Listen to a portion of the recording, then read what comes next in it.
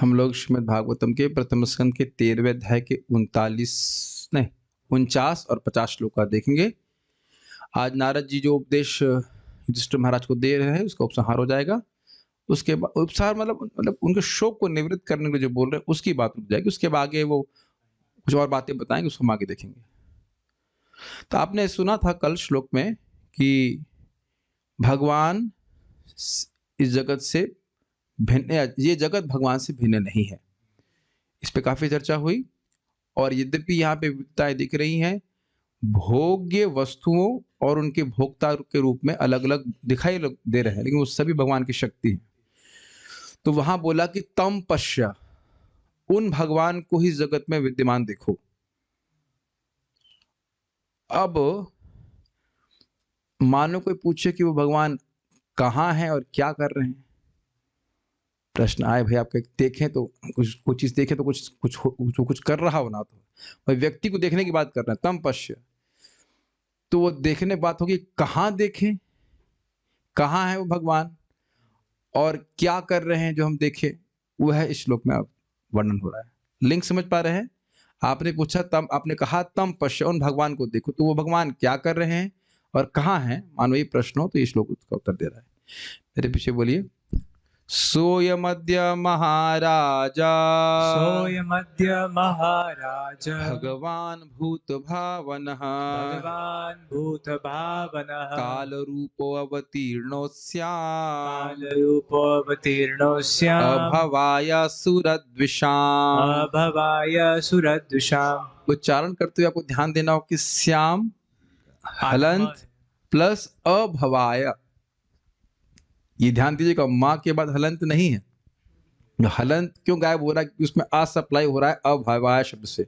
अभवाय मतलब नाश, भव मतलब होना, अभवाय मतलब नहीं होना, तो विनाश के लिए। सुरद्विषाम मतलब देवताओं से द्वेष करने वाले। समझ में आ रहा श्लोक? इन द सेंस बोलने कैसे बोल रहे हैं इसको देखिएगा। सोयमद्य महाराजा, सोयमद्य महाराज, भगवान भूत भावनः, भगवान भूत भावनः, काल रूप अवतीर्णोऽस्याम्, कालरूपोऽवतीर्णोऽस्याम्, अभवाय सुरद्विषाम्। अभवाय सुरद्विषाम्। मैं श्यामा नहीं बोल रहा हूँ, आप भी नहीं बोल रहे, मैं खाली ध्यान दिला रहा हूँ इस बात पे। सोयमद्य महाराजा भगवान भूत भावनः, सोयमद्य महाराज, भगवान भूत भावनः, काल रूप अवतीर्णोऽस्याम्, अभवाय सुरद्विषाम्। कालरूपोऽवतीर्णोऽस्याम्, अभवाय सुरद्विषाम्। सोयमद्य महाराजा भगवान भूत भावनः, सोयमद्य महाराज, भगवान भूत भावनः, काल रूप अवतीर्णोऽस्याम्, अभवाय सुरद्विषाम्। कालरूपोऽवतीर्णोऽस्याम्, भवाय सुरद्विषाम्। ठीक है। प्रभु भवाय है या भावाय है? भावाय, अभावाय, अभावाय। मुझे भी यही सोच रहा था कि अभावाय होना चाहिए, लेकिन अभावाय। भाव, ये भी देखा ना, मद भावाय उपपत्ति, मेरे भाव को प्राप्त होते हैं, तो यानी मेरी जैसे अस्तित्व को प्राप्त होते। तो अभावाय मतलब उनके अनस्तित्व के लिए, विनाश के लिए। ओके, अनुवाद। वे ही पूर्ण पुरुषोत्तम भगवान श्री कृष्ण सर्वभक्षी काल के वेश काल रूप में अब संसार से द्वेषी लोगों का सर्वनाश करने के लिए पृथ्वी पर अवतरित हुए। अन्वय देखिए। महाराज, महाराज शब्द आपको संस्कृत में लिखा था, पहले लाइन महाराज है, तो कह रहे हैं महाराज अर्थात हे राजन युधिष्ठिर महाराज, अद्य इस समय, सह अयम, ये आप पहली बार नहीं सुन रहे, इस प्रकार का प्रयोग कई बार हुआ है। स अयम मानो कि तर्जनी दिखा के दिखा रहा हूं, ये ही व्यक्ति। वैसे तो वहां पे भगवान कृष्ण अभी नहीं, इस समय भगवान श्री कृष्ण वहां पे है क्या? जब युधिष्ठिर महाराज शोक कर, नहीं वहां पे नहीं, भगवान श्री कृष्ण वहां पे नहीं है। भगवान श्री कृष्ण तो भगवान अपने धाम को वापस आ चुके, भगवान श्री कृष्ण नहीं है। अब ये बड़ी इंटरेस्टिंग बात है, भगवान वापस जा चुके हैं। विदुर जी जानते हैं कि भगवान के धाम चले गए, और नारद जी कैसे बोल रहे हैं? ऐसे बोल रहे हैं जैसे भगवान कृष्ण हैं। ध्यान दीजिएगा इस बात को। देख रहे हैं कितना गोहिता से आपको ध्यान से भागवत पढ़नी होगी।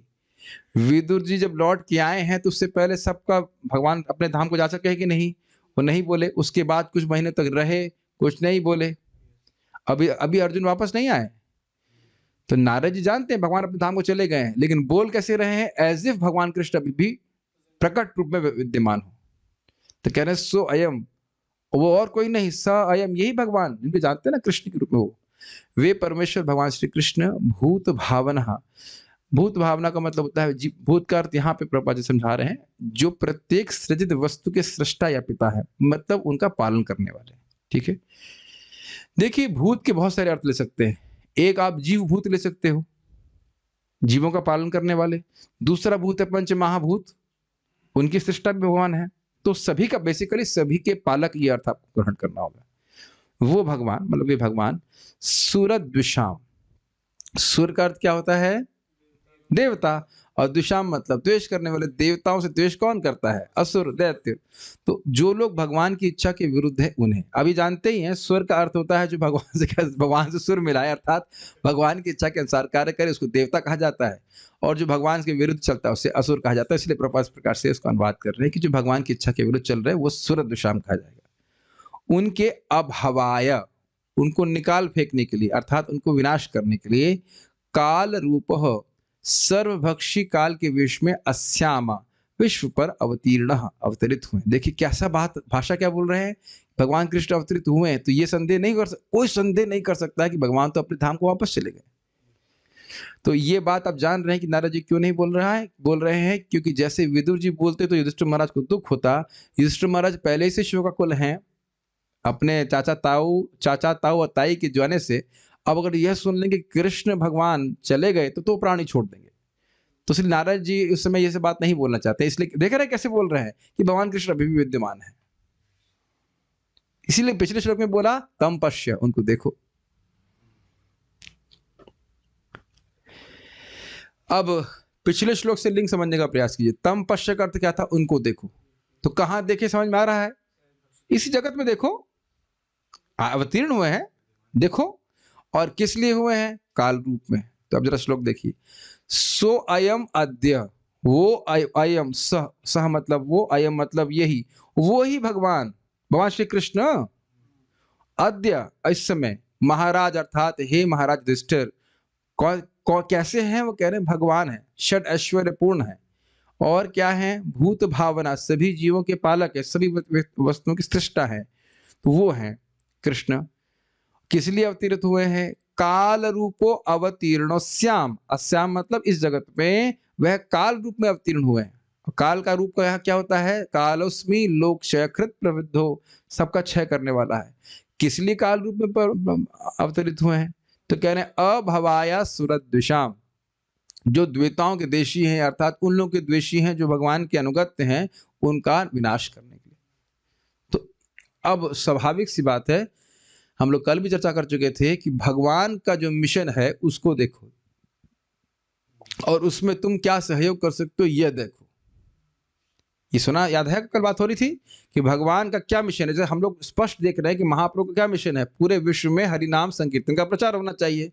तो हमको क्या देखना है कि ये जगत अब यह इस समय जो काल चल रहा है वो महाप्रभु के मिशन को फैलाने का चल रहा है। तो उसमें हम अपने को कहाँ देखें? किसी तरह सहयोग करते हुए देखें कि हम भगवान चैतन्य महाप्रभु के मिशन को कैसे बढ़ा सकते हैं, कैसे हरि नाम का प्रचार कर सकते हैं। ये हो गया अपनी पहचान भौतिक जगत से ना देखने की तरीका। आप देख रहे हैं ना नारद जी क्या आपको उनको उपदेश दे रहे हैं? तुम अपनी पहचान इस देश के राजा के रूप में मत देखो कि तुम्हारे चाचा है, तुम्हारे ताऊ है, तुम्हारी ताई है, वो मर गए। ये तो एक भौतिकतावादी व्यक्ति सोचता है। तुम्हें इस तरह से नहीं सोचना है। तुम्हें कैसे सोचना है कि तुम्हारा क्या कर्तव्य है भगवान के मिशन में। और मिशन क्या है? बड़ा स्पष्ट है, दुष्टों का विनाश। भगवान कृष्ण का तो बड़ा स्पष्ट मिशन है कि क्या है वो, परित्राणाय साधुना विनाशय दुष्कृताम। तो यहाँ पे भी अभी महाप्रभु का भी यही मिशन है कि जो लोगों के अंदर दुष्कृति प्रवृत्ति है उसको नष्ट करें और वो साधु प्रवृत्ति में प्रवृत्त हो जाए, भगवान का नाम का प्रचार हो। आप मेरी बात समझ ही पा रहे होंगे? ठीक है। सारभ दर्शनी, इस प्रकार की माया से युक्त वे मायावी कहाँ वास करते हैं? अब ये लिंक क्या है? देखिए पिछले श्लोक में बोला था माया उरुदा भाति। वो हैं एक ही, लेकिन अपनी माया के द्वारा वह बहुत रूप में प्रस्तुत हो रहे हैं। तो मायावी होगा कि नहीं? जो माया को धारण करता है मायावी। तुम पूछे मानो कि भाई इस प्रकार के मायावी व्यक्ति भगवान जो एक होते हुए भी बहुरूप में प्रस्तुत हो रहे, वो रहते कहाँ हैं? तो कह रहे हैं वह द्वारका में वास करते हैं। इसको कहने के लिए सो अयम श्लोक कह रहे हैं। अरे जानते हैं ना द्वारकावासी, द्वारकावासी नहीं, द्वारकाधीश को जानते हैं ना। सो अयम कहने का मतलब है अरे वही द्वारकाधीश कृष्ण, वही भगवान काल के रूप में अवतरित हुए। समझ में आया? मायावी, वो मायावी और कोई नहीं है, वो कृष्ण ही है। सो अयम अर्थात वह यहाँ विद्यमान है। यहाँ का अर्थ है हस्तिनपुर की बात नहीं कर रहे हैं, द्वारका में, हम द्वारका में यहीं पास में। वे अस्याम अर्थात इस भूमि पर सुरद्विषाम अर्थात देवताओं के देशी असुरों का नाश करने के लिए प्रकट हुए, अर्थात अभावाय। स्पष्ट है? असुरों को काल के रूप में, हाँ ये बड़ा सुंदर है, ध्यान से सुनिए। असुरों को काल के रूप में अनुभूयमान होते हुए वे उनका विनाश कर देते हैं, परंतु स्वयं वे परमानंद स्वरूप ही हैं, ये अर्थ है।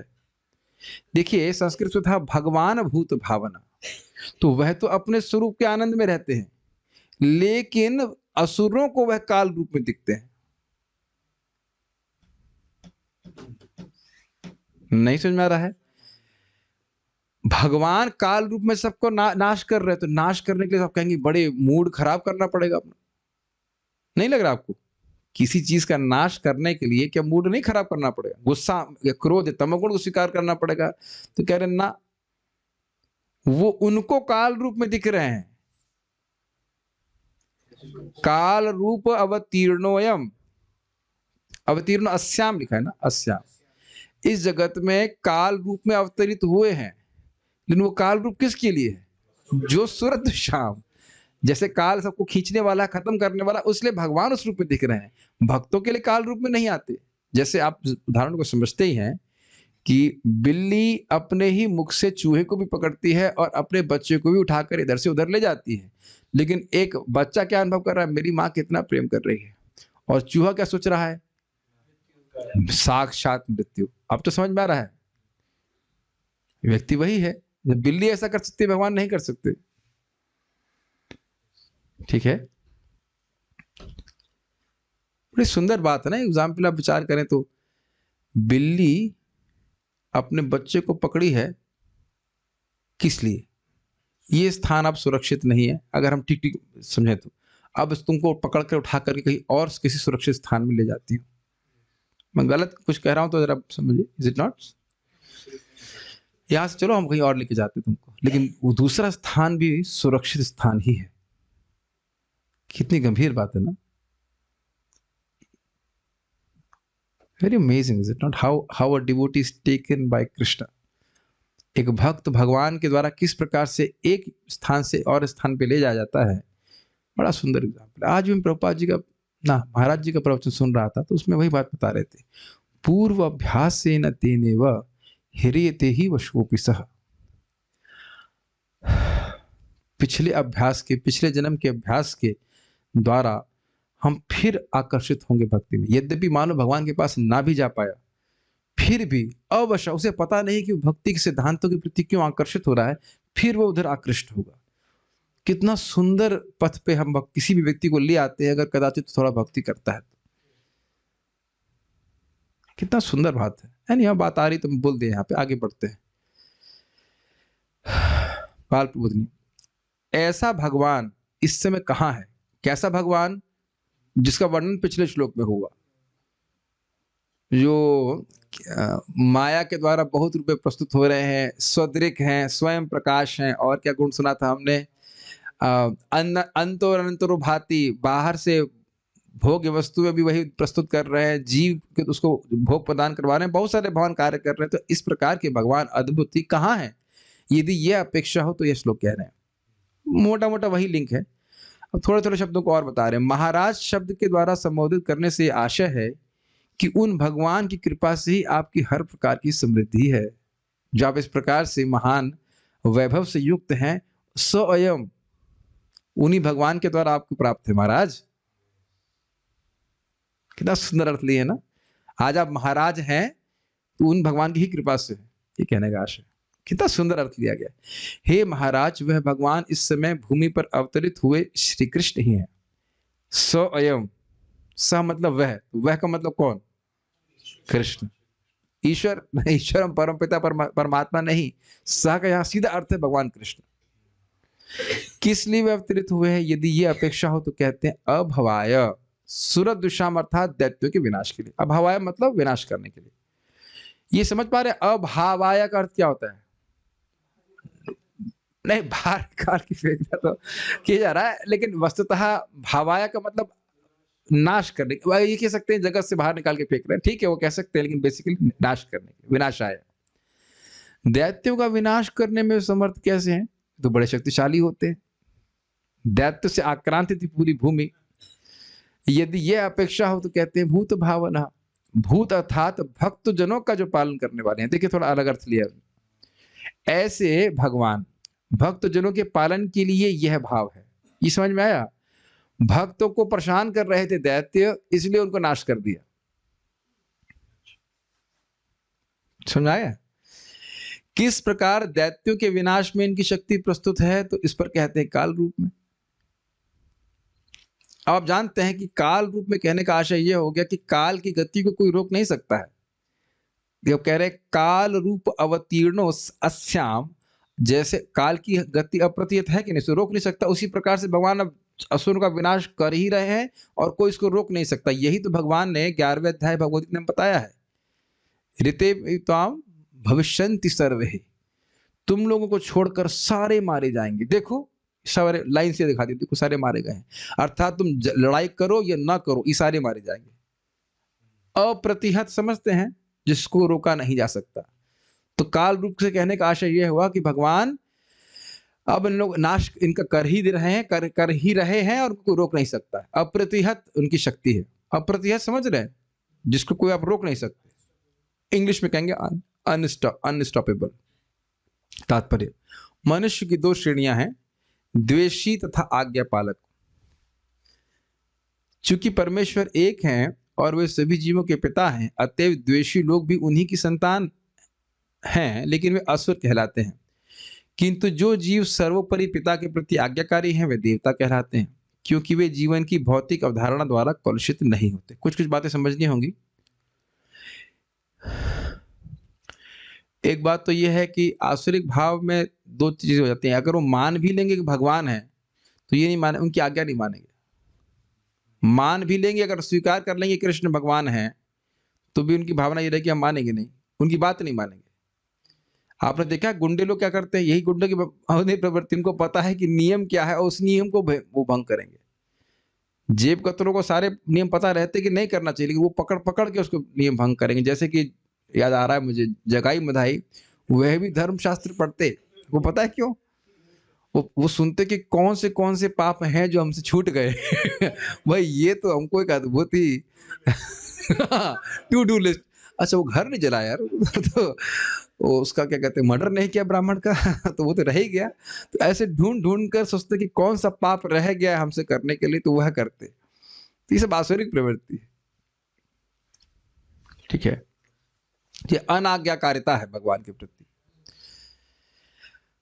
जीवन की भौतिक अवधारणा द्वारा कलुषित नहीं होते हैं, इसका अर्थ तो बड़ा स्पष्ट समझ रहे हैं। मैं भोक्ता हूं, मैं ईश्वर हूं, मैं सुखी हूं, ये सब भौतिक अवधारणा है, जिसके कारण व्यक्ति आसुरी प्रवृत्ति में प्रवृत्त हो जाता है। क्या है श्लोक? ईश्वरो हम अहम भोगी सिद्धोहम बलवान सुखी। मैं ईश्वर हूं, मैं सिद्ध हूं, मैं बलवान हूं, मुझे कौन क्या कर सकता है? क्या ये आप देख रहे हैं जगत? श्लोक तो जानते हैं। जब भी आप किसी आसुरिक प्रवृत्ति को होता हुआ देखें, ये सिद्धांत है ना, मैं ईश्वर हूं, मुझे कौन कंट्रोल करेगा? मैं बलवान हूं, मैं सुखी हूं, मैं सिद्ध हूं, मुझे क्या बता रहे हो तुम? यस, ठीक है। असुर लोग न केवल भगवान के अस्तित्व को नकार करके द्वेष दिखाते हैं, अपितु वे अन्य समस्त जीवों से भी द्वेष रखते हैं। जैसे भक्त भगवान से प्रेम करने के कारण सभी जीवों से प्रेम करता है कि नहीं, इसलिए इसी प्रकार से जीव भगवान से द्वेष करता है, तो ऐसा मत सोचिए कि दूसरों से प्रेम करने लग गया है। उसका तथाकथित प्रेम तभी तक है जब तक उसकी इंद्रिय तृप्ति मिल रही है। आप कंस को नहीं देखे, कितना सो कॉल्ड प्रेम कर रहा था अपनी बहिना से, और जहां सुन लिया कि 8वां बच्चा मारने के लिए होगा, तुरंत गर्दन काटने के लिए तैयार है। Quite amazing, is it not? कितना आश्चर्यजनक कि सबके सामने एक स्त्री पे है, अबला के ऊपर वो गला गर्दन काटने के लिए उत्सुक हो जाए। कुछ शर्म, कोई हया नहीं, कहते ना शर्मो हया कहा जाता है, कोई शर्मो हया नहीं। और क्या अर्थ है इसका बताइए? अगर किसी से प्रेम करेंगे तो उसकी बात मानेंगे ना। भगवान की आज्ञा को नहीं मानना यही तो द्वेष है। देखिए, अगर हम किसी को पसंद नहीं करते हैं तो उसकी बात मानने की बिल्कुल इच्छा नहीं होती।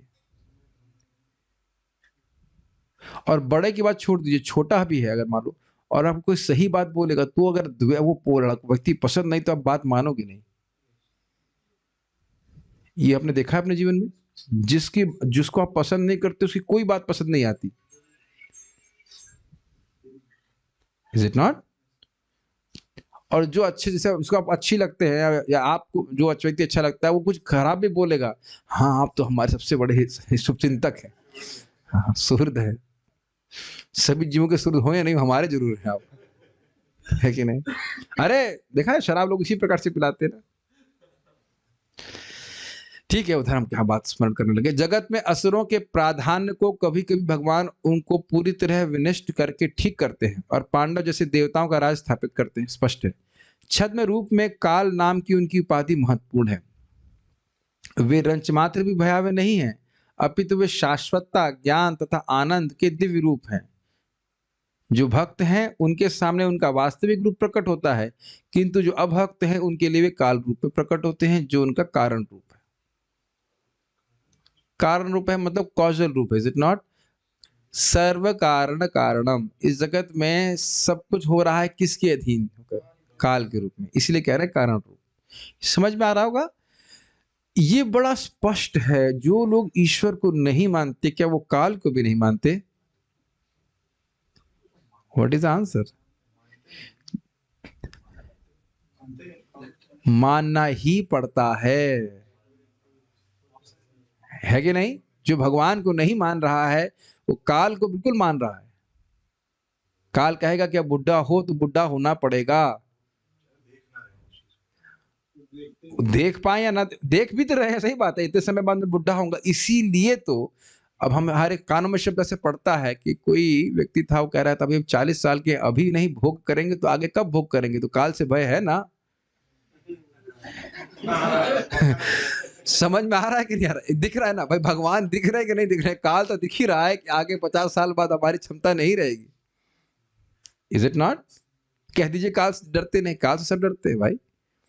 और फिर वृद्धावस्था को तो बात माननी ही पड़ती है, और फिर मृत्यु को तो कौन मना कर सकता है? वो डर जाते हैं, भले वो डिस्कशन नहीं करें, लेकिन काल को सब मानते हैं, है कि नहीं? तो यही प्रभात यहाँ पे कह रहे हैं कि यद्यपि भगवान बहुत सुंदर है, लेकिन काल उनकी एक छद्म रूप में काल नाम की उनकी उपाधि महत्वपूर्ण है। उपाधि बड़ी सुंदर बात है। जैसे समझिए, पुलिस इंस्पेक्टर, कोई खूंखार पुलिस इंस्पेक्टर है, तो क्या अपने बच्चे के प्रति भी खूंखार है?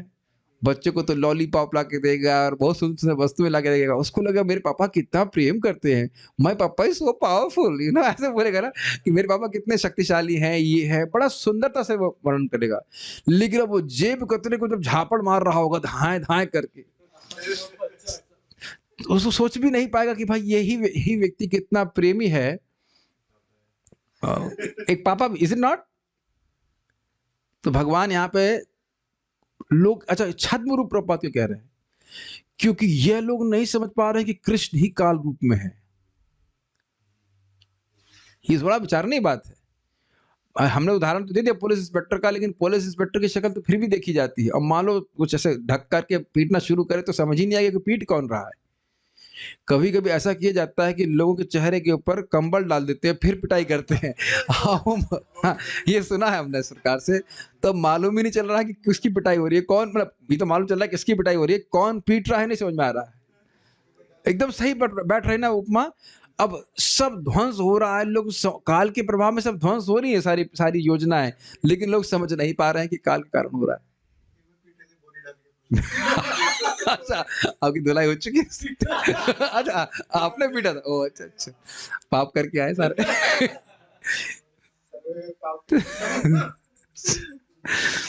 ये भी ढूंढ रहे थे कोई ये पाप रह गया, किसी को बोरी डाल के पीटना। नहीं करना चाहिए। एनीवेज, ये समझ में आया छद्म रूप में काल नाम की उनकी उपाधि महत्वपूर्ण है। ये छद्म रूप समझ में आ रहा है। वो ये नहीं समझ पा रहे कि भगवान कृष्ण इस जगत में जो घूम रहे हैं वो उनकी ही शक्ति काल है। इसीलिए तो भगवान ने कहा कौन है आप, कौन है, कौन है। तो भगवान बोलते हैं कालोस्मी लोक क्षयकृत प्रवृत्त हो। गीता, भगवत गीता में बता रहे हैं। अभी भी नहीं समझ में आ रहा आपको? मैं खाली एक गलत बात बोल रहा हूं। मानो मैं कृष्ण नहीं हूं, मैं भगवान का क्षुद्र अंश हूं, लेकिन मान लो मेरी ही उम्र का कोई व्यक्ति आपके संग घूम रहा होता तो आप समझ लेते वो काल है। अब आप समझिए। नहीं ना, ऊपर ऊपर से पढ़ ले तो समझ में नहीं आ रहा आपको।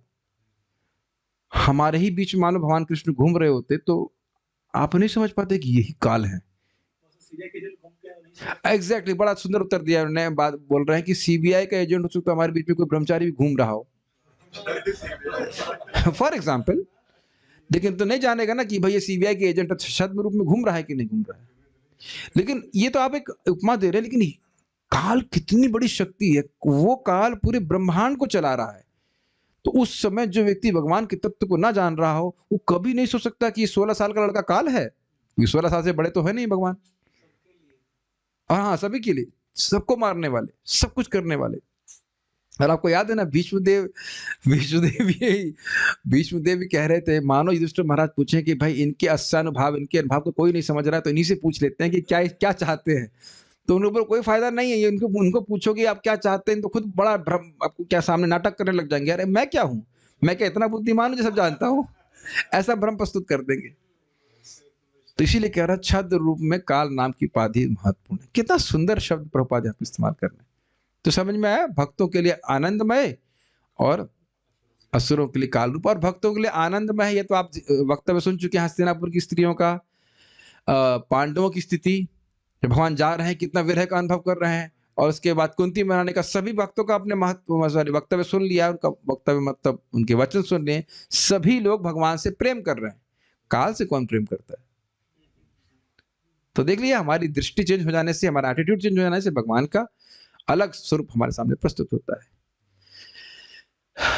यदि, अच्छा, एक और उधर चले जाइए। नारद मुनि के बारे में क्या सुना था आपने प्रथम स्कंद में ही? कालो विमदः विमत्सरः, मैं उस काल की प्रतीक्षा कर रहा था जब मेरा शरीर छूटेगा। तो वो काल नहीं देख रहे हैं, वो भगवान की व्यवस्था देख रहे हैं कि मुझे भगवान का पार्षद का शरीर प्राप्त होगा। सुना था ना भगवान के वचन, हित्वा वद्यम इमम लोकम हंता मज्जन तामसी, तुम इस अवध्य मांस और मज्जा के शरीर को त्याग करके मेरे पार्षद बनोगे। ये बात उनको याद थी। तो काल नहीं देख रहे हैं, वो भगवान का अपॉइंटमेंट लेटर देख रहे हैं वहां पे। ठीक है, सब लोगों की प्लेसमेंट हो चुकी है। समझते हैं अच्छी कंपनी में अगर आपका अपॉइंटमेंट या ज्वाइनिंग लेटर आने वाला हो तो उस दिन आप देखते हैं कि उस दिन हमारी ज्वाइनिंग है, उस तरह से देख रहे थे। लेकिन असुर लोग वैसा नहीं देखते हैं, तो घबराहट होती है उनकी। ठीक है, जो भक्त हैं उनके सामने उनका वास्तविक रूप प्रकट होता है, किंतु जो अभक्त हैं उनके लिए वे काल रूप में प्रकट होते हैं, जो उनका कारण रूप है। कारण रूप भी समझ में आ गया। भगवान का यह कारण रूप असुरों को तनिक भी सुहावना नहीं लगता। इसीलिए देखिए, हिरण्यकशिपु काल को जीतने के चक्कर में पड़ा था, कितनी तपस्या कर रहा था काल से कंपटीशन करने की। उसी तरह से फिर वही उदाहरण समझ लीजिए, जैसे चूहा डरता रहता है बिल्ली से, लेकिन कितना भी प्रयास करे, समझ सकते हैं आप कि चूहा कभी बिल्ली पे भारी नहीं पड़ सकता, कितना हो मोटा चूहा हो। अतएव वे भगवान को निराकार मान लेते हैं। अब ये क्या प्रभुपाद जी कह रहे हैं, फिर से पढ़ा जाए इसको। ये रोचक बात है। भगवान का कारण रूप असुरों को बिल्कुल अच्छा नहीं लगता, इसलिए भगवान को निराकार मान लेते हैं। अब फायदा क्या है? What is the advantage of this निराकारवाद? भाई निराकार है तो वो आपके गलत तो सही का निर्णय ही नहीं देगा, तो पनिशमेंट मिलेगा ही नहीं। एक रस बना रहेगा। एक रस तो भगवान भी है, लेकिन दूसरे अर्थ में। आप कुछ भी करिए, आप मुर्गा खाएं, चाहे आप वेजिटेबल खाएं, क्या वीगन बन जाइए, कुछ भी बन जाए, वीगन बन जाए, कुछ भी बन जाए, कुछ उनको मतलब नहीं है। कुछ भी करते रहो। वो निराकार बोल देते हैं, जैसे भगवान बोलते नहीं गीता में, अव्यक्तम व्यक्ति मापन्नम मन्यते माम अभूतयः। मैं पहले अव्यक्त था और मैं व्यक्त हो गया हूं, ऐसा मूर्ख लोग मानते हैं। दूसरा एक और श्लोक बोलते हैं क्या, अवजानन्ति माम मूढ़ा मानुषिम तनुमाश्रितम परम भावम अजानन्तो मम भूत महेश्वरम। और उसके आगे क्या बोलते हैं, मोगाशा मोगकर्माणो मोग ज्ञान विचेतसा राक्षसीम आसुरीम चैव प्रकृतिम मोहिनीम श्रिता। तो जो आसुरी प्रवृत्ति के व्यक्ति है वो क्या बोलता है, हमने क्या श्लोक कोट किया तभी, अभी श्लोक, अवजानन्ति माम मूढ़ा मानुष्यम तनुमाश्रितम। जो भगवान को एक समान व्यक्ति मान रहा है वह व्यक्ति आसुरी स्वभाव को प्राप्त हुआ है। समझ रहे हैं? तो ये आसुरी प्रभाव वाले व्यक्ति जो है, आसुरी स्वभाव वाले व्यक्ति, यही बोलते हैं पहले निराकार था उसी से साकार आ गया।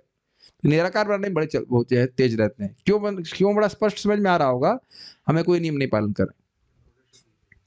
पुलिस नहीं है तो कुछ भी चलाओ, तेज गाड़ी चलाओ, धीरे चलाओ, लेकिन आपके नहीं मानने से पुलिस निराकार नहीं हो जाती। ठीक है, जिससे उनको झूठी सुरक्षा की भावना का अनुभव हो। क्लियर? गलत कार्य करूंगा लेकिन अब कोई हमको दंड देने वाला नहीं है। इस संबंध में छोटी सी कहानी प्रभुपाद जी के जीवन से। एक बार एक व्यक्ति बोला, आप लोग इतना भजन कर रहे हो, मर रहे हो और मालूम मृत्यु के बाद आपको मालूम चले कि भगवान नहीं है तो श्रील प्रभुपाद जी ने कहा, भाई देखो हम लोग तो कोई कठिनाई का जीवन अनुभव कर रहे हैं, कृष्ण की कृपा से हमारा जीवन बढ़िया चल रहा है, तुम भी तो बहुत मेहनत कर रहे हो, अभक्त बनकर कितनी मेहनत तुमको करनी पड़ रही है और उसके कारण तुम बहुत बुरे बुरे कर्म भी कर रहे हो, और मृत्यु के समय तुमको मालूम चले कि कृष्ण है और उनके नियम है और उनको नियम भंग करने वालों को दंड प्राप्त होता है, तब तुम्हारी क्या हालत होगी? हमको तो पता है कि भगवान के नियम पालन कर रहे हैं तो हम उनके पास जाएंगे, और अभी कौन सा दुख है ये बताइए, अभी कौन सा दुख है? देखिए सबसे बड़ा दुख तो इच्छाओं का दुख होता है। कितना भी पैसा कमा ले, संतोष नहीं प्राप्त होता तो व्यक्ति संतुष्ट नहीं होता है कि नहीं? तो भगवान के भक्त भगवान की भक्ति करके संतुष्ट रहते हैं, यही बहुत बड़ा सुख है कि नहीं? नहीं तो ये चाहिए वो चाहिए, ये मिलना चाहिए वो मिलना चाहिए, उसी में व्यक्ति जलता रहता है, चाहे कितना भी धन हो उसके पास, है कि नहीं? तो जीवन आराम से चल रहा है ना, संतोष में जी रहे हैं तो, और मरेंगे तो भगवान के पास जाएंगे। आप स्वयं सब लोग, मैं कितनी बार कोट कर चुका हूं, पद्म पुराण में लिखा है, भगवान के शब्द है कि जो व्यक्ति मेरा नाम उच्चारण करता है जीते समय, जिंदा है या मरते समय, तो मैं उसको ऐसे स्थान पे लेकर चला जाऊंगा जिसके आगे जगत की हर वस्तु एकदम कैसी है, लकड़ी और लोहे की तरह। ऐसे कुछ था, भगवान के धाम लेके जाएंगे, भगवान स्वयं बोल रहे हैं। अब पता है इसमें क्या डाउट करना? तो भक्त तो भगवान की ओर ही देखते रहते, झूठी सुरक्षा की भावना का अनुभव हो और वे ऐसा सोच सके कि अब उन्हें भगवान द्वारा नष्ट नहीं किया जाएगा। लेकिन काल रूप अवतीर्ण श्याम, कितना भी सोचे बच नहीं सकते। जैसे कि दुर्योधन पार्टी तो इसी पार्टी लाइन पे चल रही थी कि नहीं, कौन है हमें देखने वाला? देखिए अगर उनको जरा भी विश्वास होता कि कृष्ण भगवान है तो क्या कभी पांडवों के संग वो करने की हिम्मत जुटा पाते जो उन्होंने करने का पूरा प्रयास किया? मैं फिर से रिपीट कर रहा हूं, जो उन्होंने पांडवों के संग करने का पूरा प्रयास किया, क्या उसका संकल्प भी उठा पाते? और जिस व्यक्ति को वाकई ये विश्वास है कि कृष्ण भगवान है, सर्व समर्थ हैं, अपने भक्तों से अत्यंत प्रेम करते हैं, तो क्या वाकई कोई व्यक्ति वैष्णव के प्रति अपराध करेगा? मेरी बात समझ में आ रही है भाई? इस जगत में भी आप जानते हो, किसी कोई लड़का मिनिस्टर का लड़का होता है, उस पर आप उससे पंगे नहीं लेंगे। आप जानते हैं कि वो मिनिस्टर अगर मतलब गड़बड़ हो गया तो उसकी क्या कहते हैं, कुदृष्टि आपके ऊपर पड़ गई तो आपका बैंड बजा देगा वो। क्या ये हम गलत कह रहे हैं या मानते हैं इस बात को? पुलिस भी बहुत बार हाथ नहीं रखती है कि नहीं? अब जो भक्त भगवान को प्रिय, और भगवान का सामर्थ्य कोई लिमिट नहीं है, अब अगर वाकई विश्वास हो भगवान के सामर्थ्य कोई लिमिट नहीं है, उनके आगे तो किसी की नहीं चलती है, तो भक्तों के प्रति कैसे अपराध कर देगा? आप मेरी बात समझ रहे हैं? उन्हें कोई विश्वास नहीं था। भगवान ने तो अपना विश्व रूप भी दिखाया था दुर्योधन को, तो कह रहा है तो माया कर रहा है, इसे पकड़ो इसको। ये स्थिति है इसकी।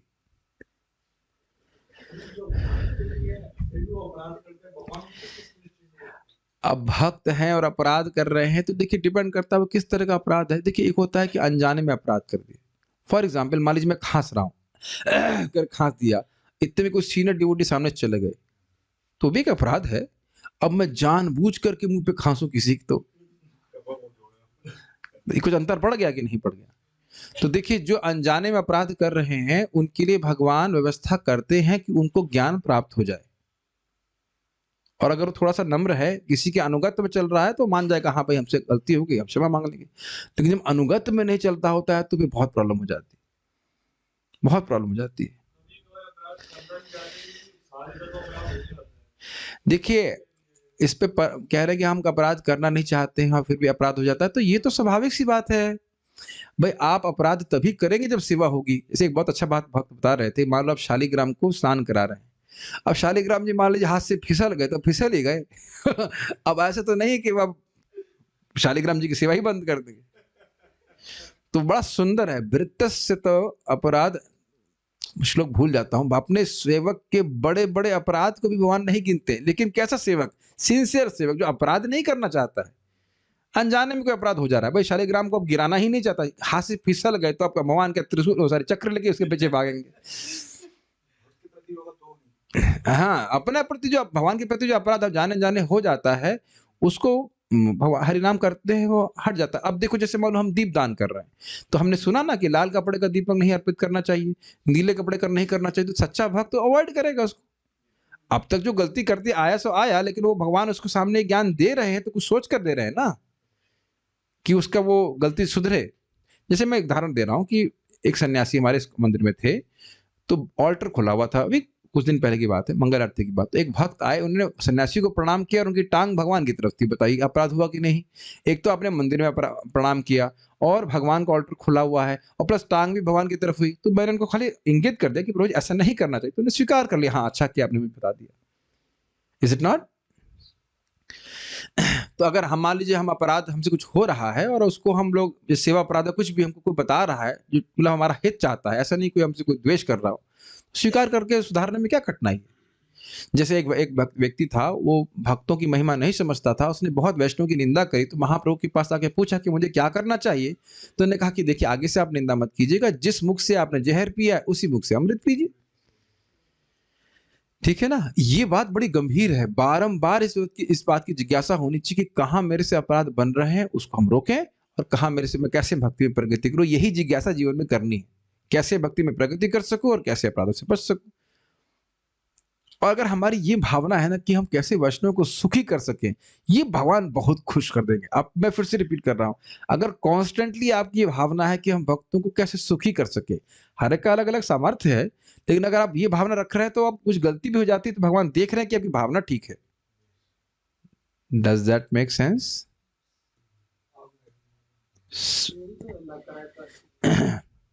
ये बात समझ में आ रही है आपको? पहले वैष्णवों की सेवा को सुखी करने की भावना है, तो भगवान उसको देख रहे हैं कि इसकी इंटेंशन सुखी करने की है। अब कुछ जो गलती हो जाएगी तो भगवान सुधार लेंगे उसको, किसी ना किसी के माध्यम से, प्रवचन के माध्यम से, किसी सीनियर वैष्णव के माध्यम से आपको सिखा देंगे कि भाई ये चीज नहीं करनी चाहिए। बहुत जगह वो देखिए, आप भक्ति में आगे बढ़ना चाहते हो तो भगवान भी चाहते हैं कि भक्ति में आगे बढ़े, हमारी इच्छा होनी चाहिए ना, ये बात रहती है। आप देखते ही होंगे कि प्रवचनों में बहुत बार वक्ता के मुख से ऐसी बात निकलती है जो आपको लगेगा हमारे लिए बहुत बड़ी शिक्षा है कि नहीं? तो अब ऐसा नहीं कि वो आपको सोच के ही बोल रहा है लेकिन भगवान उसे प्रेरित कर देते ऐसे कुछ बोलने के लिए। ठीक है, ओके। अच्छा, तो हम लोग ये बात सुने कि यही भगवान है। अब क्या हमें क्या करना है? मान लो भगवान, अच्छा एक और बात, मानो वो सोचे कि भगवान है तो क्या बहुत देर रहेंगे? तो इस श्लोक में बता रहे नहीं, बहुत देर नहीं रहने वाले हैं, और उनको क्या करना है वह देखना है। दोनों बातें, आप इस श्लोक को मत करिए भगवान यहाँ बहुत देर नहीं रहने वाले हैं, और अब जब तक वो यहाँ पे हैं तब तक आप कुछ कीजिए। क्या कीजिए? श्लोक पे देखते हैं, निष्पादितम देवकृत्यम निष्पादितं देवकृत्यम् अवशेषम प्रतीक्षते अवशेषं प्रतीक्षते तावद यूयम अवेक्षिध्वम तावद्यूयमवेक्षध्वम् तावद् यूयम् अवेक्षध्वम् तावद्यूयमवेक्षध्वम् तावद् यूयम् अवेक्षध्वम् तावद्यूयमवेक्षध्वम् भवेद् यावत् इहेश्वरः भवेद्यावदिहेश्वरः निष्पादितं देवकृत्यम् अवशेषं प्रतीक्षते निष्पादितं देवकृत्यम् अवशेषं प्रतीक्षते तावद् यूयम् अवेक्षध्वम् भवेद् यावत् इहेश्वरः तावद्यूयमवेक्षध्वम् भवेद्यावदिहेश्वरः। भगवान ने देवताओं की सहायता करने का अपना कर्तव्य पहले ही पूरा कर दिया है और जो शेष है उसके लिए वे प्रतीक्षारत हैं। अब ये क्या शेष है अभी देखिएगा। भाई असुरों का नाश तो कर दिया, महाभारत युद्ध कर दिया, असुरों का नाश कर दिया, और लास्ट असुर क्या मारा था, उसका नाम क्या था? दंतवक्र।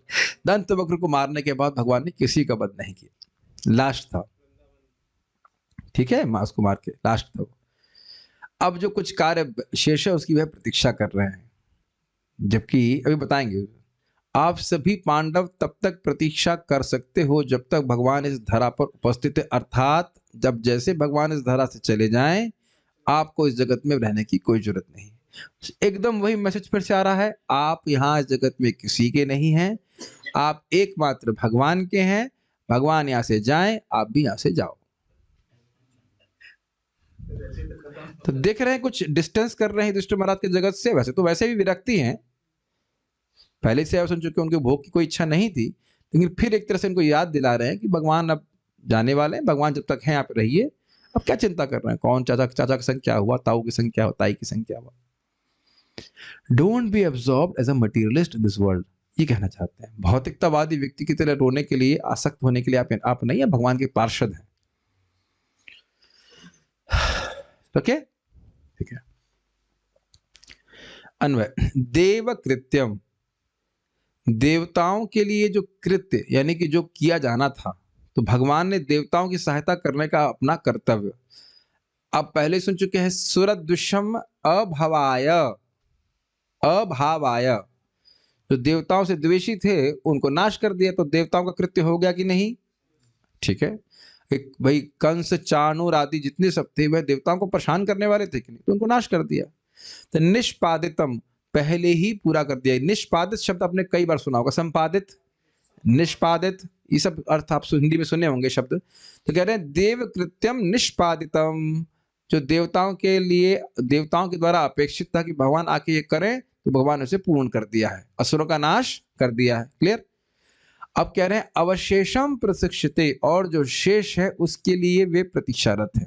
अवशेष क्या है? सारे असुर तो मार दिए गए, लेकिन कौन बचा? यदुकुल।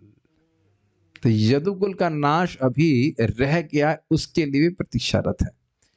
देखिए नारद जी क्या भाषा उपयोग कर रहे हैं, यदुकुल का नाश हो चुका है और भगवान अपने धाम को जा चुके हैं, लेकिन भाषा देखिए कैसे कर रहे हैं कि अभी वे प्रतीक्षारत हैं, जो कार्य रह गया है। कुछ समझ में आ रहा है? ये हाँ, जानबूझ के कर रहे हैं ताकि युधिष्ठिर महाराज को शोक नहीं हो। ऐसे शोकाकुल है, ये बोल देंगे तो फिर अभी एकदम ही खत्म हो जाएगी जीवन उनका। तो ये बड़ा रोचक बात है कि अब आप कहेंगे भाई ये यदुकुल का नाश करने की क्या आवश्यकता है? तो भगवान ये सोच रहे थे कि जैसे यदुकुल की को नष्ट करने की क्षमता किसी में नहीं थी, और यदि मैं अपने धाम को चला गया और इनको साथ नहीं लेके गया, तो ये तो मेरे विरह में पागल हो जाएंगे, पूरी पृथ्वी का ही विनाश कर देंगे। ये आप आगे पढ़ेंगे 11वें स्कंद में, कितने साल के बाद, अगर भगवान ने सब कुछ स्पीड ठीक रखी तो 10-11 साल लग जाएगा। जरूर सुनेंगे, और नहीं तो आप स्वयं भी पढ़ सकते। फास्ट नहीं जाएंगे हम, फास्ट नहीं जाएंगे। 10 साल में तो नहीं होगा, अभी मैं आपसे 10 साल बड़ा हूं ही, इतना तो दांत नहीं गले अभी तक। ठीक है, अवशेषम प्रतीक्षते, समझ में आ रहा है? यदुकुल के संहार को के लिए प्रतीक्षा कर रहे हैं, यद्यपि हो चुका है, लेकिन भाषा ऐसा उपयोग कर रहे हैं, यावत, जब तक। अच्छा, यहां ध्यान दीजिएगा, ये क्लियर नहीं कर रहे हैं कि किस चीज के लिए वो प्रतीक्षा कर रहे हैं। नारद जी यहां ये नहीं बोल रहे हैं कि यदुकुल के नाश की प्रतीक्षा कर रहे हैं, खाली बोल रहे हैं कुछ कार्य रह गया है जिसकी प्रतीक्षा कर रहे हैं। ये तो आचार्यगण समझा रहे हैं इस बात को, लेकिन इन्होंने क्लियर यहाँ पे नहीं किया कि किस कार्य की प्रतीक्षा भगवान कर रहे हैं। बहुत ध्यान से आप कुछ लोगों को देखना होगा। अवशिष्ट कुछ कार्य रह गया जिसकी वजह से रुके। ये सामान्य भाषा में भी आप उस प्रकार का उपयोग करते हैं। काफी कार्य हो गया, कुछ बचा रह गया है, और रहस्य छुपा के कुछ रह गया उसे करके आएंगे। समझ में आ रहा है? तो इसी तरह नारद जी कह रहे हैं कि कुछ रह गया, अवशेषम प्रतीक्षते। अच्छा चलो भगवान की बात होगी, हम क्या करें? तो कह रहे हैं यावत, जब तक, यह जानते हो इस संसार में ईश्वर अर्थात परमेश्वर, भवेत मतलब रहें, जब तक भगवान कृष्ण जगत में रहें, देखो, तावत उस समय तक यूयम अवेक्षध्वम, आप सारे पांडव देखो तथा प्रतीक्षा करो। इसका अर्थ क्या है? देखो का मतलब कि भगवान क्या चाहते हैं हमसे, और प्रतीक्षा करो, जैसे कहते हैं इंग्लिश में waiting for war, waiting for orders, और या फिर वेट एंड वॉच। देखो कि भगवान क्या चाहते हैं तुमसे करने के लिए, करो अपना जो राजकाज करो वो करते रहो। और भगवान जब जैसे मालूम चल जाए कि भगवान चले जाए तो तुरंत अब आपको राज को त्याग देना, और यही होने वाला है 15वें अध्याय में। वो सुनेंगे जैसे भगवान कृष्ण चले गए, बस हो गया, वहां से वह राज त्याग के चले जाए। लेकिन नारद जी अपने मुख से नहीं बोल रहे। संस्कृत देखिएगा, निष्पादितम देव कृत्यम, भगवान के द्वारा देवताओं के, भगवान के द्वारा जो भी अपेक्षित था करना, देवताओं के द्वारा, देवता जो अपेक्षित कर रहे थे कि भाई भगवान ये कर दें हमारे लिए, तो वह निष्पादितम, वह भगवान के द्वारा संपादित हो चुका है, असुर का विनाश हो चुका है। अवशेषम प्रतीक्षते, लेकिन कुछ कार्य अवशेष रह गया। अवशेष समझते हैं, बच गया है, अवशिष्ट बच गया है, उसकी भगवान प्रतीक्षा कर रहे हैं कि यह भी पूर्ण कर दूं। तावद, तब तक, यूजम, आप सब लोग, अवेक्षध्वम, देखो, प्रतीक्षा करो। कब तक? भवेद यावद इह ईश्वर, भव मतलब होना, और यह मतलब इस जगत में ईश्वर भगवान श्री कृष्ण समर्थ, वह जब तक इस जगत में रहेंगे तब तक आप प्रतीक्षा कीजिए। तो मतलब अब यहाँ शोक वो करने का आपके पास समय नहीं है। आप भगवान को देखिए, जब तक भगवान है तब तक रहिए, फिर आप जाइए यहाँ से। क्या शोक कर रहे हैं आप यहाँ पे? मैसेज समझ में आ रहा है? आपको जगह से कोई मतलब नहीं, ना कोई चाचा, कोई ना ताऊ, ना ताई, कोई मतलब नहीं है। भगवान से आपका मतलब है। भगवान जब तक है यहाँ पे रहिए, फिर आप भगवान जाएंगे, आप भी चले जाना बस। आने वाले समय का मैसेज दे रहे हैं जैसे यह बोल रहे हैं कि भगवान जाएंगे, लेकिन भगवान जा चुके हैं भाई। वो मैसेज इसलिए दे रहे हैं कि आप भगवान के पास हो तो भगवान को फॉलो करना ना आपको। कहाँ चाचा जी के चाचा जी, ताऊ की ताई के चक्कर में पड़े हुए हैं आप। भगवान चले जाएंगे, आप भी चले जाना। आप देखिए इस वाक्य के द्वारा व्यक्ति को जगत से निरासक्ति होती है। हाँ, आपका काम नहीं, क्या मतलब, क्या क्या कर रहे हैं, क्या रो रहे हैं, किसके लिए रो रहे हैं? आप यहाँ के थोड़े ना हो। ये भाव समझ में आ रहा है? श्लोक तो बड़ा स्पष्ट दिख रहा है। यावत तावद यूयम अवेक्षध्वम भवेद यावद इहेश्वर, जब तक ईश्वर यहाँ पे है तब तक आप रहिए, फिर जाइए यहाँ से। क्या सोच, क्या आपस में आसक्त हो गए? ये नहीं समझ पा रहे हैं इस बात को। इससे शोक नष्ट होगा ना उनका। मतलब किसी की चिंता करने की जरूरत नहीं है आपको। आप यहाँ के हैं नहीं, भगवान के पार्षद हैं। भगवान जब चले जाएंगे आप भी चले जाना, बस खत्म। श्रीधरी, भगवान श्री कृष्ण यहाँ ही हैं, इस बात को आप लोग ना सोचें। मतलब अब यहीं रहेंगे हमेशा, ऐसा मत सोचिए। उन्होंने देवताओं का कार्य पूरा कर लिया है, केवल बचे हुए कार्य की वे प्रतीक्षा कर रहे हैं। उनके हृदय में बचा हुआ कार्य यदुकुल का विनाश था। श्रीधर स्वामी समझा रहे हैं इसको। उसके पश्चात वे अपने लोक में चले जाएंगे। ये सब बात नारद जी नहीं खोल के बोल रहे हैं, श्रीधर स्वामी इसको एक्सप्लेन कर रहे हैं। अतएव आप लोग भी जाएं। ड्रामा समाप्त हो गया, खत्म करो। ड्रामा क्या है, समझ में क्या रोना धोना है? ड्रामे का समापन हो गया, आप छड़िए क्या कर रहे हैं। यद्यपि यदुकुल का नाश हो ही गया था, किंतु जिस तरह विदुर जी ने उसका वर्णन नहीं किया था, उसी तरह उन्होंने भी उसका वर्णन नहीं किया। नारद जी का वाक चातुर्य देखिए, कितना अद्भुत है। अब आप कहेंगे कि भाई भक्तों से धोखा कर रहे हैं। नारद जी भी है ना, एक प्रश्न बन जाएगा कि भाई भक्तों से धोखा कर रहे हैं। धोखा नहीं कर रहे हैं, वो आए हैं उनका शोक कम करने के लिए, बढ़ाने के लिए नहीं। और क्या था, दृष्ट अक्षमा, ऐसा कुछ, अदृष्ट क्षमा ऐसे कुछ था ना, अदृष्ट अक्षमा से कुछ था कि उनको दुखी देखने में वह समर्थ नहीं थे। तो उनका हृदय सॉफ्ट था कि नारद वशिष्ठ महाराज और दुखी हो जाएंगे, अत्यधिक दुखी हो जाएंगे, जो कि अभी अगले श्लोक में, अगले चैप्टर में हम देखने वाले हैं। तो नारद जी को दुखी नहीं करना चाह रहे, ये बात।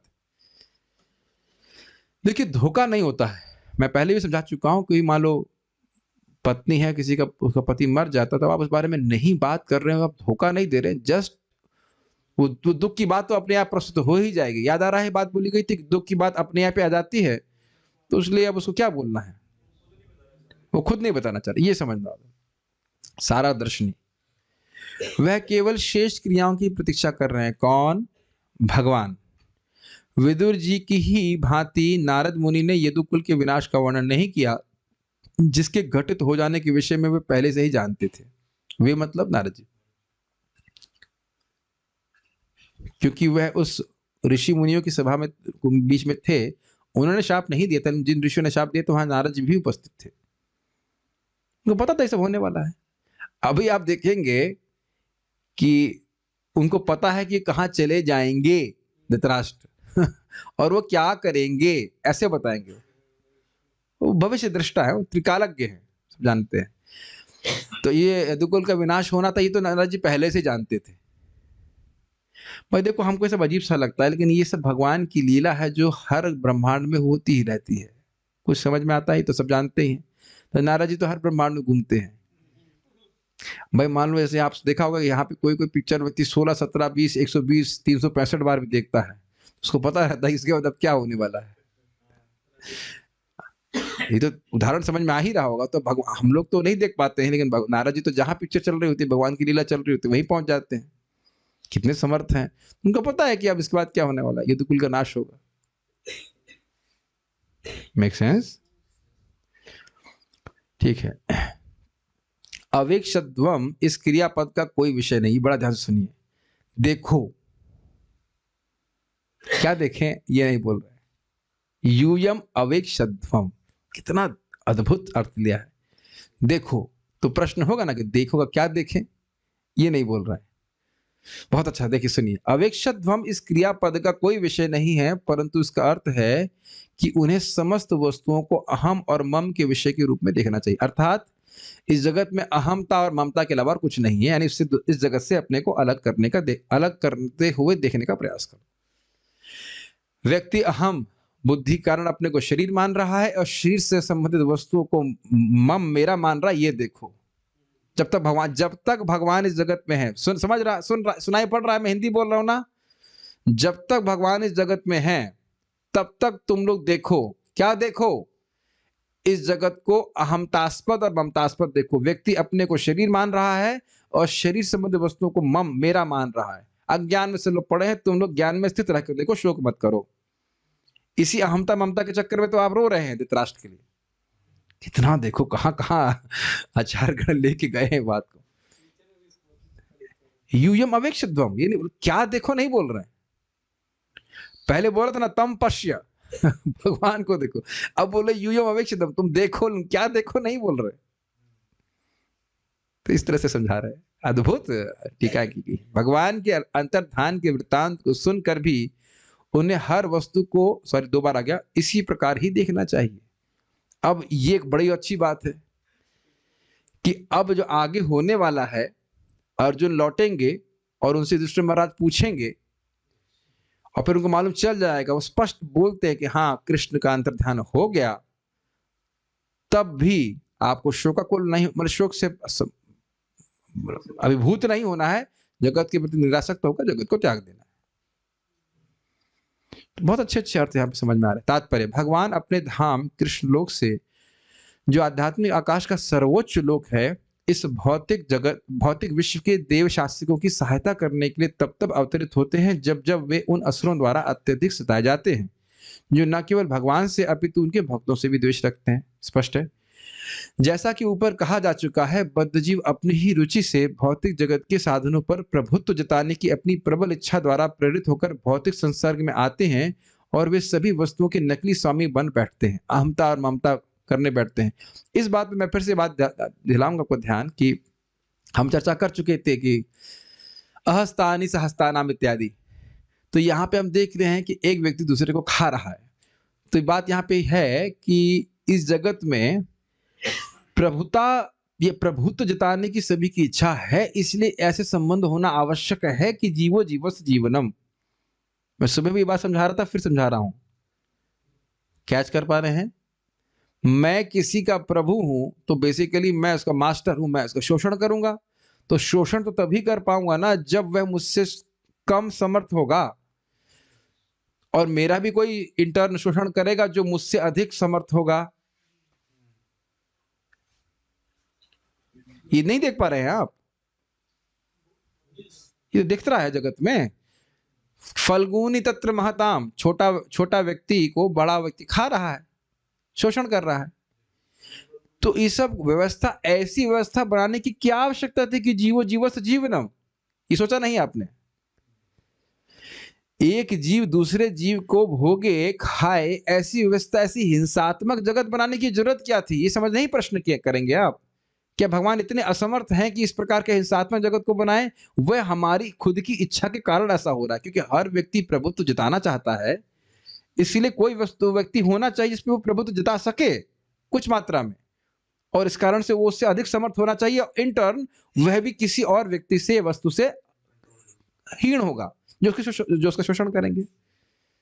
इसीलिए बोला है जीव जीवस जीवनम। आपने सुना था ना कि उल्टा भी होता है, चींटी भी सांप को खाती है, और कभी कभी अजगर भी खा लेता है इंसान को।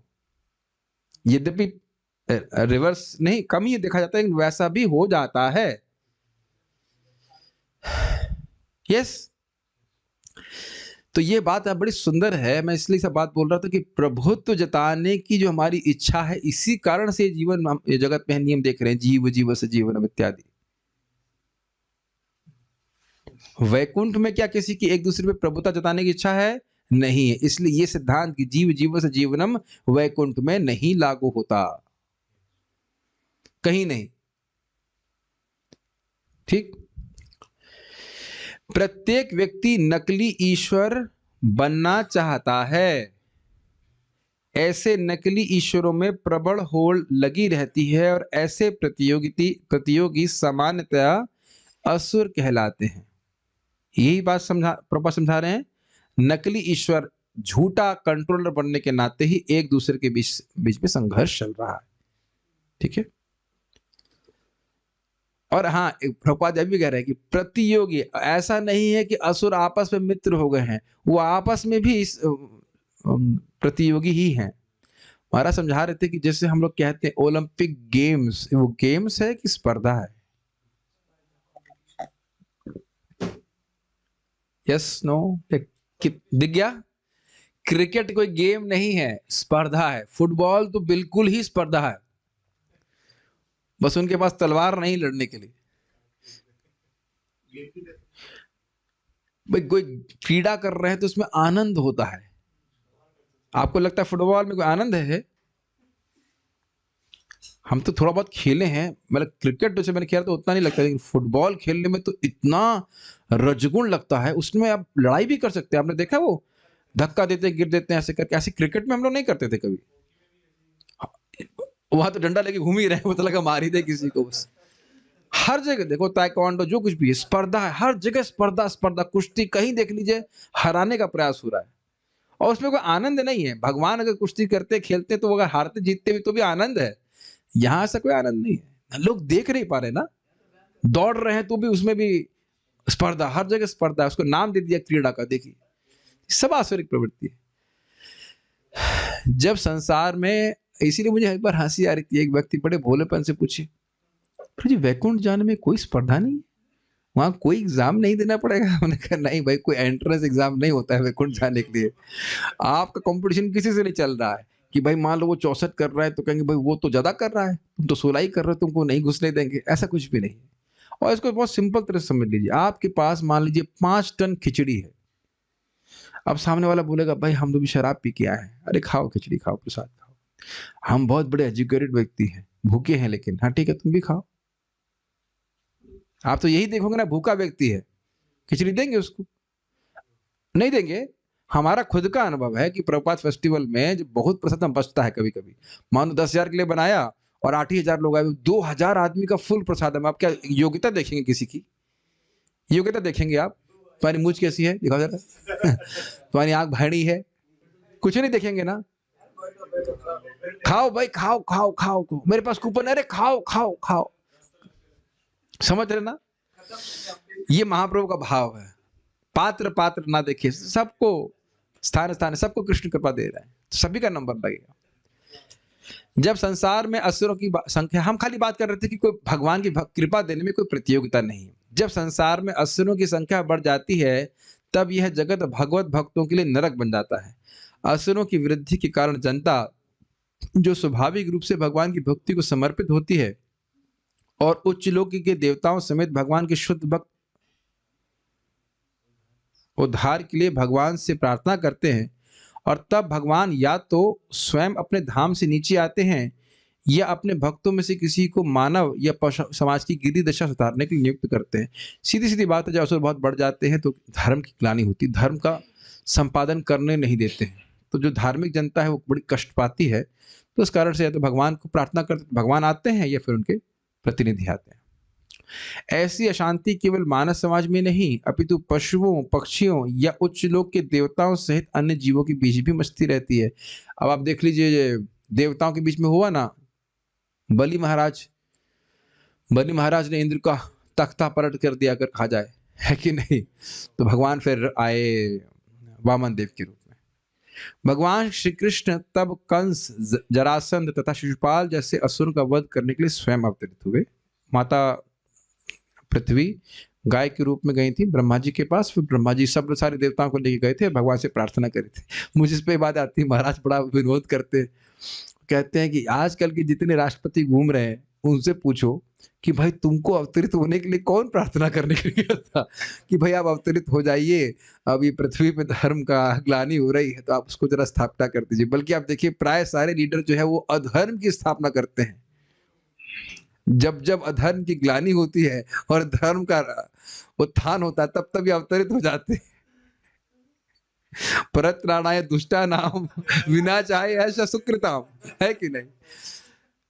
आप वस्तुतः देखिए, और धर्म की स्थापना करने का ही पूरा उनका प्रयास रहता है। गायों को काटो, इसको काटो, वो करो, दारू खाने खोलो, इत्यादि इत्यादि।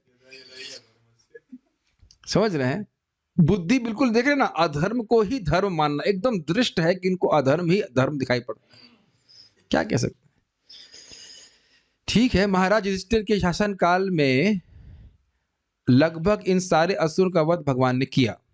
अब वे अपने ही वंश यदुवंश के विनाश की प्रतीक्षा में थे, जो संसार में उनकी अपनी इच्छा से ही प्रकट हुआ। अवशेषम प्रतीक्षते। वे अपने स्वयं के नित्य धाम जाने के पूर्व इस वंश को समेट लेना चाहते थे। क्या कारण बताया गया था कि अगर भगवान चले जाते तो अब ये बौखला करके पूरी इस पृथ्वी को ही नष्ट कर देते। ये भगवान की इच्छा नहीं थी और न कोई रोक भी नहीं पाता। नारद ने विदुर की तरह यदुवंश के आसन्न विनाश की बात प्रकट नहीं होने दी, किंतु अप्रत्यक्ष रूप से उन्हें राजा तथा उनके भाइयों से संकेत कर दिया कि वे इस घटना के घटने तथा भगवान के प्रयाण करने तक प्रतीक्षा करें। अच्छा, एक बड़ी रोचक बात है कि अब अगले अध्याय में आप देखेंगे कुछ ही समय के बाद अर्जुन लौट आ रहे हैं। तो यहाँ आप देख रहे हैं कि नारद जी एक तरह से उनको प्रिपेयर कर रहे हैं, उनको तैयार कर रहे हैं कि अब आप ये समझ लो कि भगवान ऐसे जाने वाले हैं। Does it make sense? आप इस तरह से देखिए, आप सुन चुके हैं कि युधिष्ठिर महाराज राजकाज में बड़े प्रसन्न रहने लगे थे। वो परीक्षित महाराज को बड़ा होता हुआ देख रहे थे, ठीक है, सब कुछ देख रहे थे, तो वो कुछ हद तक वो भूल गए थे। आप पढ़ चुके हैं कि नहीं इस बात कि काल किस प्रकार से आ रहा है। तो अब यहाँ पे वो सचेत भी कर रहे हैं कि भगवान अब बहुत समय तक नहीं रहेंगे, अब आप यहाँ से जाने की तैयारी कर लीजिए। और बस कुछ ही समय के बाद अर्जुन आने वाले हैं और उनको पता चल जाएगा। तो अब आप युधिष्ठिर महाराज की थोड़ा सा सिचुएशन को समझ रहे हैं। नारद जी उनको हिंट दे दिए और अब कुछ समय के बाद उनको खबर आ जाएगी। एक बहुत ही अजीब, मैं एक एग्जाम्पल दे रहा हूं, मैं नहीं समझ रहा हूं कितना फिट बैठेगा, लेकिन मानो किसी के बारे में पता चले कि वो 1 साल बाद मरने वाले हैं, तो इतना कोई दुख इतना दुख नहीं होता। मालूम चल गया कि मरने वाले, शरीर छोड़ने वाले हैं, और अकस्मात एकदम से कोई आपका प्रिय व्यक्ति हो उसके बारे में मालूम चल जाए कि वो शरीर छोड़ दिया, तो बहुत झटका लगता है। प्रिय व्यक्ति भी है और आपको मालूम हो कि भाई 1-6 महीने में जा रहे हैं, तो आप तैयार रहते हो, हाँ जाएंगे, ठीक है, दुख तो होता है फिर भी सहन कर लेता है। तो कुछ हिंट यहाँ पे नारद जी देकर के छोड़ दे रहे हैं कि भगवान जाने वाले हैं, आप भी इस प्रकार से तैयारी कीजिए। यहाँ रुकेंगे, उसके बाद अब वो बताएंगे, अब ये सारी बात बोल करके वो अगले श्लोक में बताएंगे कि धृतराष्ट्र जी कहाँ गए, क्या किए, उनको क्या गति प्राप्त हुई, उसको हम कल देखेंगे। कोई कमेंट से तो हम चेक कर लेते हैं।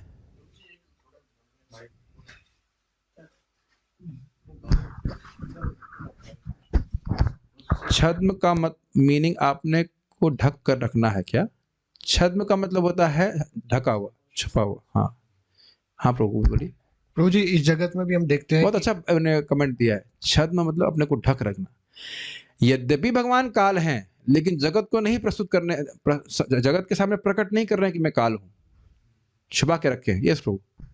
प्रभु जी, इस जगत में देखते हैं हम, किसी को कोई बात पता होती है, वो नहीं बताता, फिर बाद में पता चलती है कि ये इसको पता थी और हमें इसने बताया नहीं, तो मन में शोक सा उत्पन्न होता है उसके प्रति। तो जैसे युधिष्ठिर, अग्रीड, लेकिन किस लिए नहीं बताया, किस लिए नहीं बताया? तो युधिष्ठिर महाराज के मन, कई बार आप लोग देखते हैं कि आपने हमको बताया क्यों नहीं। वो देखेगा ना कि सामर्थ्य है नहीं, कि उसको सहने का सामर्थ्य है कि नहीं। तो बता चुके ना, मान लो कोई गर्भवती स्त्री है, हाँ उसका पति मिलिट्री में, उसकी मृत्यु हो गई, तो वो उसको एकदम से बताएंगे, हो सकता है वो उसका गर्भपात हो जाए या स्वयं ही मर जाए। ये मैं सही घटना बता रहा हूँ। हमारे मोहल्ले के जब सामने 96 साल के पिताजी मरे, 96 साल के पिता से क्या शक्ति होगी। उनको चला के आए, उनके दुख में उनका लड़का मर गया। मैं भी 50 के होंगे मैक्सिमम। जब युधिष्ठिर महाराज को पता चलेगा तो वो कुछ, यही तो बात प्रभुपाद बता रहे हैं कि वो अब भगवान प्रयाण करने की प्रतीक्षा में है, वो इस तरह से बोल रहे हैं, मतलब तैयारी कर लो कि अब आपको भी प्रयाण करना है। अच्छा, अब ऐसे सोचिए, अब बहुत मैं ब्लॉक एग्जांपल दे रहा हूँ। मान लीजिए कोई लीडर आपको यात्रा में लेके गया हुआ है, तो आप बोल दो, अरे भाई लीडर पैकअप कर रहा है, बस में बैठ गया है, इत्यादि इत्यादि, तो आप भी अपनी पिकनिक बंद करते हैं कि नहीं? ये तो देखे है ना, यात्रा में होता है कि नहीं, भाई लीडर बैठ गया है अंदर, तो आप लोग कहते हैं चलो अभी अपनी पिकनिक बंद करें। ऐसा करते हैं कि नहीं? तो बोला आप भी अब तैयारी कीजिए, जगत से आप अनासक्त होकर निकलने का प्रयास। ठीक है। किसी भक्त के प्रति अपराध हो गया है, किंतु पता नहीं कि वो कहाँ रहते हैं, कैसे माफी मांगे। अब ये भी पता नहीं कि वो कहाँ रहते हैं, तो भगवान का नाम जप कीजिए। देखिए, आप अकेले भक्ति नहीं कर रहे हो, भगवान भी उसमें साथ दे रहे हैं। मेन बात है कि अपनी मानसिकता भक्तों को सुखी करने की होनी चाहिए, इसको कल्टीवेट कीजिए, अपराध नहीं होगा। कि कैसे मैं भक्तों को सुखी कर सकूं। मूलतः अपराध होता है अहंकार के कारण। जिसकी आप खूब सम्मान करते हैं उसका अपराध करेंगे, क्या उत्तर है? किसी के प्रति गलत बर्ताव करने का मूल कारण तो यही है ना कि हम सम्मान की भावना से युक्त नहीं। स्पष्ट बोला, सकल सम्मान कौरित शक्ति देहो नाथ चता जथा, तबे तो गाई वो हरि नाम सुखे अपराध हवे हता। तो भगवान की भक्ति करते रहेंगे, धीरे धीरे करके हमारा हृदय थोड़ा पिघलेगा, तो सम्मान की भावना अपने आप भी आती है। और उससे पहले तक हम स्वयं से अभ्यास करें सम्मान देने का। देखिए, जितने भक्ति की महिमा समझ में आएगी, मैं फिर से बात रिपीट कर रहा हूं, उतना ही भक्तों की महिमा समझ में आएगी।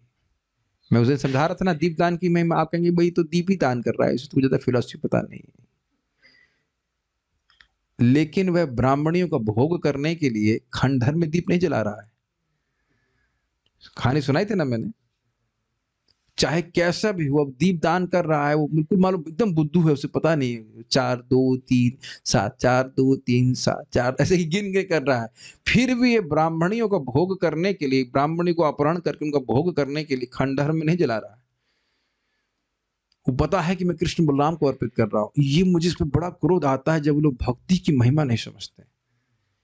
कोई प्रसाद खा रहा है, कोई नाम जप कर रहा है, महाराज बड़ा क्रोध में, मतलब बड़ा कठोर बोलते हैं कि तुम मीटर लेके घूमोगे कि इसकी कितनी भक्ति है। तो ये कितने बड़े भक्त हैं, ये कितने बड़े डिवोटी हैं। अजामिल जैसा कोई व्यक्ति से मिले हैं, अजामिल जैसे व्यक्ति को सम्मान करेंगे, और वहां पे कान पकड़ के, लिटरली कान पकड़ करके महाराज जी कह रहे हैं हमसे अपराध हो गया, हमसे वैष्णव अपराध हो गया। बताइए कितना बड़ा डायमेंशन है। जो व्यक्ति कभी हाथ में माला नहीं पकड़ा है, कुछ समझिए, जब अजामिल को बचाए तो तुरंत यमदूत पहुंच करके रही वहां पे, अभी तक तो उसके हाथ में माला भी नहीं आई है। कुछ समझ रहे हैं? सीन 1 इज यमदूत अजामिल के पास है, सीन 2 यमराज के पास है, उन्हें अधिक समय नहीं लगता है। तो अभी तक तो विष्णुदूत ने माला दी नहीं, बता दिए नाम की महिमा, दीक्षा भी नहीं दिया है, माला नहीं पकड़ाई। हो सकता वहीं बैठा था, भाई अजामिल वहीं बैठा होते, हो सकता नहीं वहीं बैठा था, उसी अवस्था में बैठा था। हो सकता रात में यम पास भी पड़ा हुआ हो, वही पड़ा था और वहां जाके तुरंत पहुंच करके वो 2-4 श्लोक बोलने के बाद तुरंत माफी मांगना शुरू कर दी। Means within few seconds. बहुत तेज चलते हैं यमदूत, बहुत तेज चलते हैं। तो सोचिए बाप, हम सोचते हैं उसकी व्यक्ति की दीक्षा नहीं हुई है, इसका ये नहीं हुआ, उसको नहीं, इसीलिए तो बड़ी दिक्कत होती है। महाप्रभु का शब्द क्या, जिसने एक बार भी कृष्ण का नाम बोला है उसको सम्मान करो। और ये ऐसा मत सोचिएगा कि मैं इसको पालन कर पाता हूं, नहीं कर पा रहा हूं इसीलिए तो संघर्ष कर रहा हूं। जब मैं कर रहा होता आज तक तो कहां पहुंच गया होता। मैं दूसरों को शिक्षा नहीं दे रहा हूं, मैं खुद ही सोच रहा हूं कि कितना हम असमर्थ हैं जो नाम उच्चारण कर रहे हैं अनजाने में, उनको भी सम्मान देने में। और भक्तों की तो बात छोड़ दीजिए, इतना आसान नहीं होता है। समझ रहे ना मेरी बात? वो जो महाराज दिन बोले थे, महाराज अब मंदिर में कोई रह रहा है मंगल आरती नहीं जाता, क्या कर रहे? अरे अब जो ब्रज में रह रहा है उससे भी तुम साधना कराओगे। महाराज मंदिर में रह रहा है, मंगल आरती जाना चाहिए। हाँ तो जाना चाहिए, लेकिन उसको गुस्सा नहीं करना चाहिए ना। ठीक है,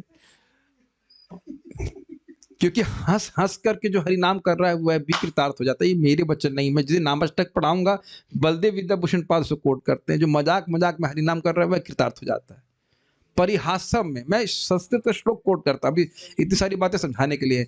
लेकिन आप कहेंगे प्रभु जी आप हमको सोने पे डांटते हो और आप जप नहीं करते हैं तो ये, तो भाई वो आप सोचो, अगर परिहास में भजन कर रहा है तो कृतार्थ हो जाएगा, तो अगर आप गंभीरता से करेंगे तो क्यों भगवान की प्राप्ति नहीं होगी?